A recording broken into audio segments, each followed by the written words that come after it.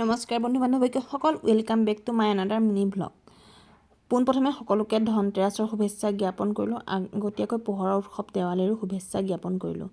ধনতেৰাছ বুলি ক'লে আপোনালোকে বাৰু কেনেকুৱা নিয়ম পালন কৰে? বহুতে আকৌ ধনতেৰাছ বুলি ক'লে উপলুঙাও কৰে, আগৰ পৰা নাই মনা বুলি। কিন্তু মানিবলৈ নিয়ম বা সংস্কৃতি আগৰ পৰা বা পাছৰ পৰা বুলি কথা নাই মই ভাবোঁ। আৰু মই অৱশ্যে আজি 10 বছৰ দিন ধনতেৰাছ মানি আহিছোঁ দেই। তাৰ আগত অৱশ্যে মনা কিন্তু নাছিলোঁ।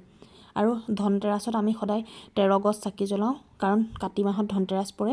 তুলসীৰ তলত চাকি গছ জ্বলাই থকাই হয় আৰু গোঁসাই ঘৰত চাকি জ্বলোৱাই হয়। তাৰ বাদ কৰি মই আৰু 11 গছ চাকি জ্বলাওঁ। আৰু সেই চাকি কেইগছত মই লং দিওঁ আৰু চাকি কেইগছ জ্বলাই দিওঁ ঘৰৰ আগফালে, গেটত, সকলোতে জ্বলাই দিওঁ। আৰু ধনতেৰাছৰ দিনাখন মই অইন নানিলেও ঝাৰু এটা, নিমখ আৰু ধনিয়া কেইটামান আনি সিঁচোহি। আৰু সেইখিনি প্ৰথমে ধনিয়াখিনি নিসিঁচোঁ, অকণমান পূজা দিওঁ। আৰু ধনতেৰাছৰ দিনাখনৰ পৰাই মই এগছি বন্তি জ্বলাই ৰাখোঁ কালী পূজাৰ শেষলৈকে।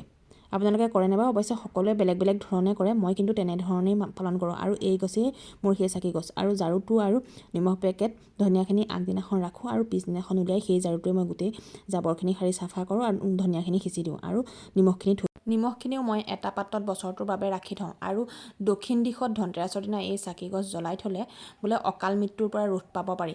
আপোনালোকে তেনেকুৱা কিবা কথা শুনিছেনে বা আপোনালোকে কেনেকুৱা নিয়ম কৰে আপোনালোকে কেনেধৰণৰ নিয়ম কৰে কমেণ্ট কৰি জনাবলৈ নাপাহৰিব দেই।